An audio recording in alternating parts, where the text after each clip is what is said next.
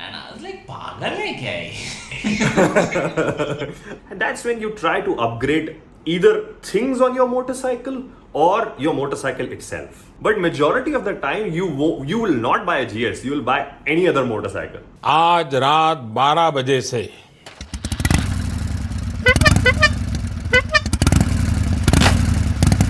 On today's episode of Bikers on PMS, we meet Shahnawaz Kareem. He is one of the youngest international adventure and enduro motorcycle trainer out there and also a national champion on circuit racing. He talks to us about the nitty gritties of how to go off-road. So hi Shahnawaz, how are you doing, man? I'm doing well. It's a nice, very hot day, but we are surviving. It's probably nice that we are inside because it's too hot to ride anyway. Absolutely. Yesterday I thought that I'll take my motorcycle out because there'll be no one on the road and click some photographs or something with the gear and everything. And then suddenly realized that इतनी मेहनत आज नहीं हो पाएगी. Arani, I saw some guy on his Harley at like 1 in the afternoon yesterday, all looking Harley-ish, with the apes and the helmet and all those jing bang. And I was like, pagal hai kya ye? आज ही का दिन मिला था. Okay, so what we wanted to speak is how do you choose the right off-roader? And we thought that there's nobody better that we should get in touch with. So tell me, but while you off-road a lot, what's your favorite type of motorcycle? I like two forms of motorcycles. One is off-roading, definitely, and actually the first love was circuit racing. So I like to lean inside as well as outside.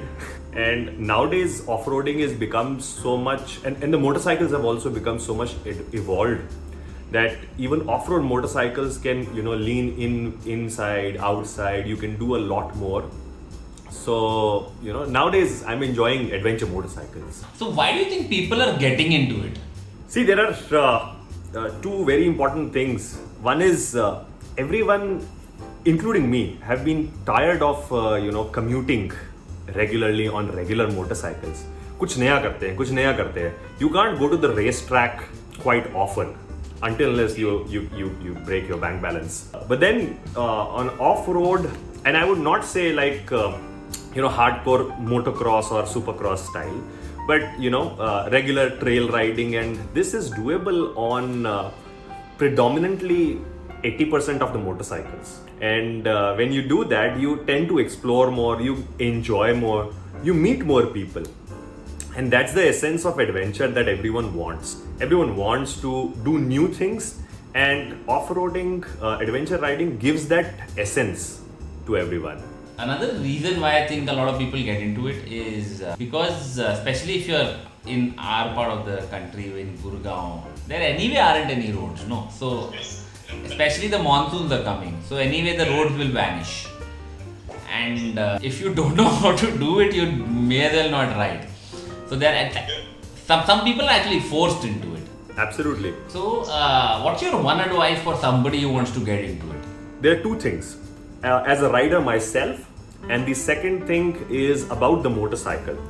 So the first thing is the motorcycle, because you can start with any motorcycle, but you need to know how to ride that motorcycle in that kind of terrain. So for that there is training. There are videos, there are various number of things that you can see and understand and start developing your basics. But what really matters is that there are three essential things on that particular motorcycle that you can do. First is lower the tire pressure. This is no-brainer because it gives you more contact patch, and this is I would say the free upgrade that you can do. The second thing is you can install knobby tires or slightly chunky tires, which will help you get more traction. And the third thing after that is having good suspension. Rest everything, all the motorcycles are typically the same. It's the suspension travel, it's the ground clearance, and it's the tire setup, which really differs a normal motorcycle to an off-road motorcycle. And if you have spoke wheels, there's more chances of you to go deeper and try more things as compared to alloys, because on alloys if you lower the tire pressure, automatically all the pressure goes into the alloys. It can break. So yeah, tubes work. And then as and when you grow as a rider yourself, I'm not saying as a motorcycle, as and when you grow as a rider yourself, you tend to explore that now I need more power, now I need better handling characteristics. And that's when you try to upgrade either things on your motorcycle or your motorcycle itself. So what you're saying is just because I have the money, I should not go out and buy a GS. Yeah. Right? And as a matter of fact, buying a GS would actually be the biggest mistake because it'll be big, bulky for an amateur who's never done it. Yeah. So it looks cool on pictures doing it, but it's not so cool when it falls. well, I would say, especially on the GS, if it falls, still it is relatively easier because it never falls flat. So it's easier for you to pick it up. But majority of the time, you will not buy a GS. You will buy any other motorcycle.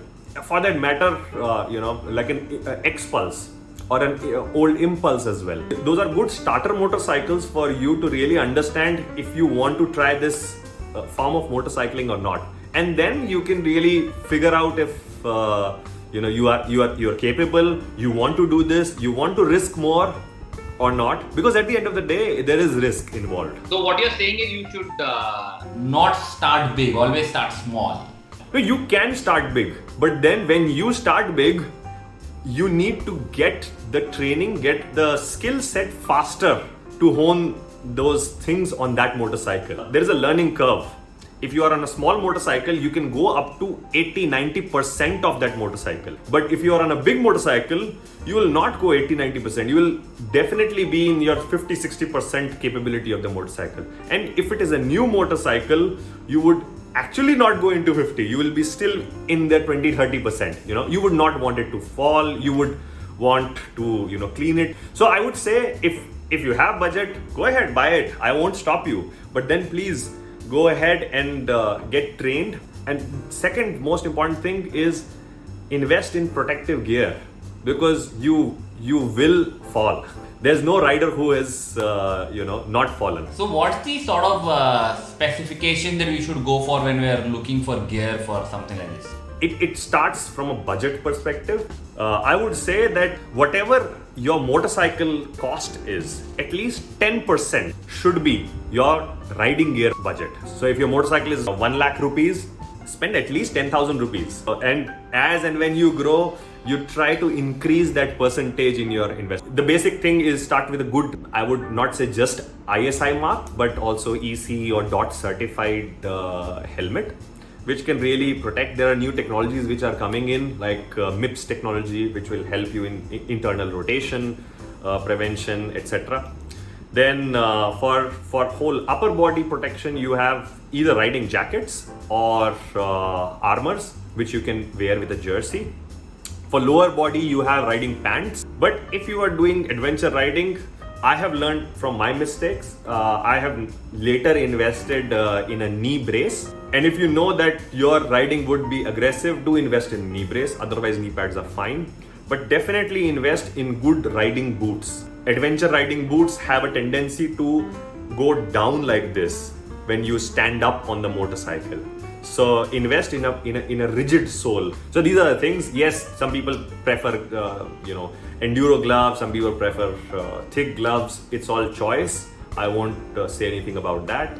These are the basic things that you should. And what's your view on these so-called factory-built scramblers? It's a craze with motorcycle company these days to release a scrambler motorcycle, which basically are anything but to take off-road. No, so I would say that there are a couple of quite capable scramblers, like the Triumph Scrambler.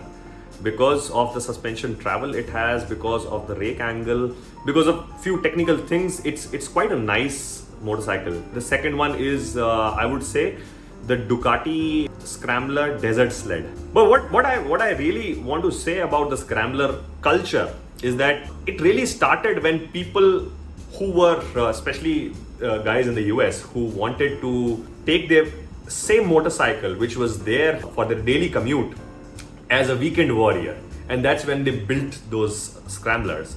if you have that weekend warrior and want to explore those things and want that one machine, then Scrambler is a good set. But if you want a specialist, then Scrambler I would not say is a machine that you can, because typically the headlights are round, there is no wind buffeting, right? So you can't go ride at around 160 km per hour at highway speeds or even 100 km per hour. There's a lot of wind buffeting. There is a purpose for that. So think about what you want to do as a rider and then try and invest. But I think Scramblers are quite cool. Weekdays, it helps you do your daily stuff. And then on weekends, you can slightly go berserk, without breaking bank. And it's also like if you're falling, you should look sexy while doing it. I think that's the whole idea behind creating the whole Scrambler culture these days. Yes. And, especially nowadays, everyone is taking their pictures, their videos, across the corner that I'm coming out. And if you are falling on a Scrambler, it looks nice. Yeah, there's some dirt, there's some angle. It looks nice. All right, Shanavas, thank you so much. It's been a great insight for somebody who's gonna just, start off, or that itch of trying to off-road, and I hope we can help a few guys get off. Yeah, definitely. Get off the beaten track. In fact, I would say that if you have an itch for off-road, don't go fast, because it's easy to go faster. If you are going and trying something, try at slower pace, because that's when you'll really understand, will it really work or not? Because if you're taking your motorcycle for the first time into a new terrain, that's when she tells you that she's a different machine on the road and off the road. So just be careful, ride slow, build that pace, and then you can go further. Chalo, thank you so much. Thank you so much. Super. So we hope you got something from that conversation, because there are many more coming for you guys. Let us know in the comments below who you would like us to catch up with, and we'll get them here. As always, don't forget to like this video, to share this video, and to subscribe to Trip Machine. Until next time, ride safe. आज रात 12 बजे से